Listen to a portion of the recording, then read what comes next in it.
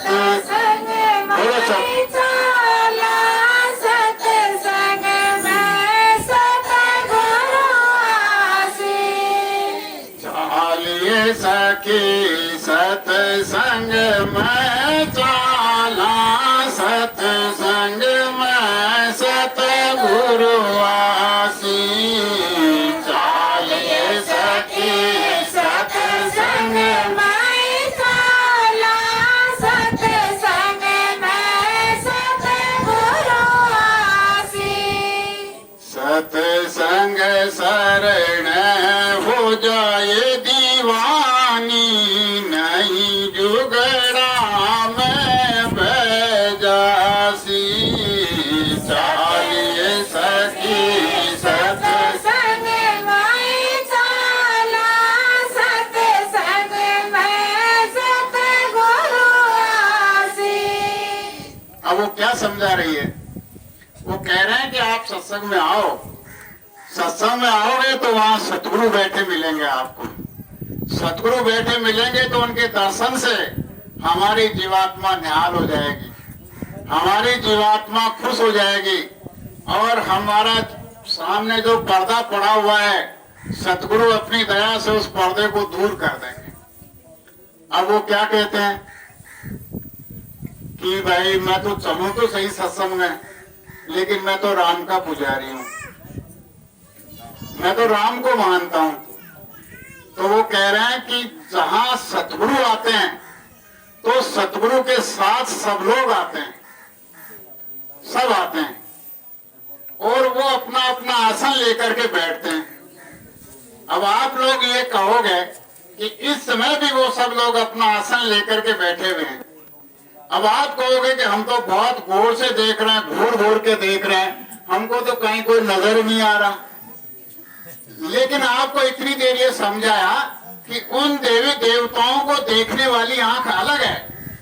अगर आप जिस मंदिर में जाते हो और मंदिर में जाकर के कहते हो कि मैं इसकी कत्ल करके आया हूं, ए मेरे देवता मुझको जेल में मत जाने देना, अगर वहां वो मूर्ति बोल जाए क्या कतली तू अपराध करके आया है तो जेल में जरूर जाएगा, तो दोबारा वो मंदिर में जाने का मुंह नहीं करेगा। क्यों नहीं करेगा? कि ये तो तेरे अपराध का बखान कर रही है, ये तो असल बता रही है, इसलिए ये चुप है, तभी तो मंदिर में जा रहा है। अगर जैसे ही मूर्ति बोल जाएगी उस मंदिर में जाने की कोई कोशिश नहीं करेगा। जब तक मूर्ति नहीं बोलेगी तब तक लोग जाएंगे। तो इसलिए कहने का हमारा यह है कि जिस आंख से आत्मा की आंख से देखने का काम करती है, वो आत्मा की आंख देवी देवताओं को देखने का काम करती है। चालिए सखी सत्संग में चला, सत्संग में सतगुरु आसीस। चालिए सखी सत्संग में चला, सत्संग में सतगुरु आसीस। ब्रह्मा भी आसी बैठे, विष्णु भी आसी, शंकर आसी कैलासी। ब्रह्मा भी आसी बैठे, विष्णु भी आसी, शंकर आसी कैलासी। वहां ब्रह्मा जी भी आएंगे तो ब्रह्मा के मानने वाले भी आ जाओ, वहां विष्णु भी आएंगे तो विष्णु के मानने वाले भी आ जाओ, वहां शंकर भगवान भी आएंगे तो शंकर को मानने वाले भी आ जाओ। गणपति आसी बैठे रिद्धि दयासी, संग में दुर्गा मायासी।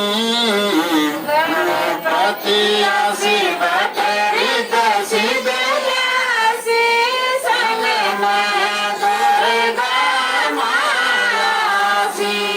सब आएंगे वहां, चलो तुम लोग। राम भी आसी बैठे, लक्ष्मण आसी, माधो बन का बनवासी। राम भी आसी बैठे, लक्ष्मण आसी, माधो बन का बनवासी। हनुमान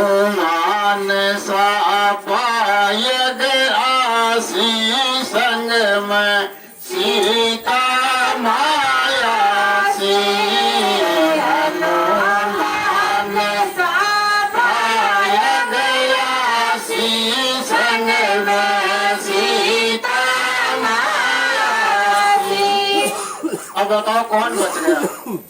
सारे के सारे देवता धरती के जो हैं वो सारे आ गए।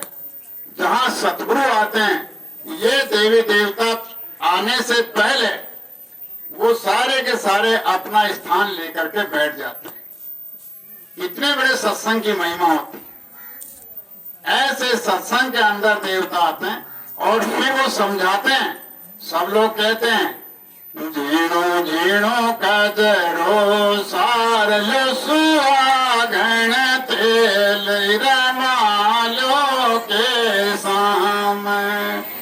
झीणो झीणो कजरो सारलो सुहागण तेल रमालो के सामने 25 थान खड़ा ये बूढ़ी के चालो ये दीवानी तारा दे सामे।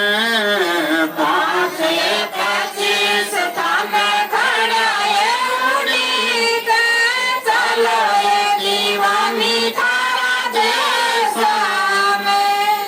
जब आप लोग सत्संग में आए, सारे देव देवताओं से मिले, सत्संग सुना, सतगुरु के दर्शन किए और आपको एक बहुत बड़ा खुशी से झूम रहा है शरीर, आपकी आत्मा बहुत खुश हो रही है कि आज सत्संग में गए, सत्संग में अच्छी अच्छी बातें सुनने को मिली, जीवात्मा का भेद मिला, जागने का रास्ता मिला और ये माया की छाया को, संसार को समझने का हम लोगों को आज मौका मिला। और ये बताया गया कि यहाँ कोई किसी का नहीं है, सब कुछ यहाँ का यहीं छोड़ना पड़ेगा। तुम्हारे साथ न कुछ आया न कुछ आपके साथ जाएगा। ये सब बातें वहाँ बताई गई। अगर जेल खाने से आजाद होना चाहते हो तो अपनी जीवात्मा को महात्माओं के पास में पहुंचा करके नाम का भेद लेकर के इसको ये दीवानी अपने घर की तरफ चल पड़। लेकिन जैसे वो चलने की तैयारी करती है तो वहाँ 5 दुश्मन काम क्रोध लोभ मोह अहंकार, ये जल पृथ्वी वायु अग्नि आकाश, एक एक के 5-5 25 और ये 5-25 सब लोग चारों तरफ उसको घेर करके खड़े रहते हैं कि नहीं तुझे जाने नहीं देंगे, जाने नहीं देंगे। जैसे यहाँ चले गए घर से तो कहीं मोह आ गया, कहीं ममता आ गई, कहीं क्रोध आ गया, कहीं लोभ आ गया, कहीं लालच आ गया, कहीं मोह आ गया। इस तरह से यहाँ सारे के सारे फंसाने के लिए, रोकने के लिए ये अपना काम करते रहते हैं। चालिए सखी सत्संग में चाला, सत्संग में सतगुरु आसी। चालिए सखी सत्संग में चाला, सत्संग में सतगुरु आसी। अगर उनके बहकाव में नहीं आओगे, 5 और 25 के बहकाव में नहीं आओगे तो क्या होगा? जैसे आप लोग आगे चलोगे, गगन मंडल में गला यही डोला रे, सम डोर लगी है न्यारी। गगन मंडल में गला यही डोला रे, सम डोर लगी है न्यारी। सूरत नीरत दोनों ये बड़ बैठी झूठा, प्रेम तन पीव प्यारी। सूरत नीरत दोनों ये बड़ बैठी झूठा, प्रेम तन पीव प्यारी। असल में सच्ची बात यह है कि जैसे ये जीवात्मा जो आज शरीर के अंदर कैद खाने में पड़ी हुई है, ये सतगुरु से भेद रास्ता लेकर के यहाँ से निकल करके ऊपर के मंडलों में चलने की तैयारी करेगी। तो ऊपर जाओगे तो ऊपर ऐसे ऐसे बड़े बड़े झूले, इतने बड़े बड़े झूले इंडोले कि एक झोंका इधर से लगोगे उधर जाओगे तो ये धरती आसमान से भी बहुत बड़ा झोंका वो देते हैं। और वहाँ ऐसी जीवात्माएं जो अंदर बैठी हुई हैं, वहाँ पर पहुंची हुई जीवात्मा इतने लाड प्यार से खुशी से इसका स्वागत सम्मान करते हुए इस जीवात्मा की इतनी भाव भगत करती हैं, इसकी इतनी मनवार करती हैं, इसका इतना स्वागत करती हैं कि वहाँ इसको झूले पे झुलाती हैं। बहुत अच्छा झूला। तो ऐसी झूले पे झूलने के लिए आगे चलती हैं। हर बस को छोड़ दो सुहागन सासरी, बस जाओ प्यारी। हर बस को छोड़ के सुहागन सासरी,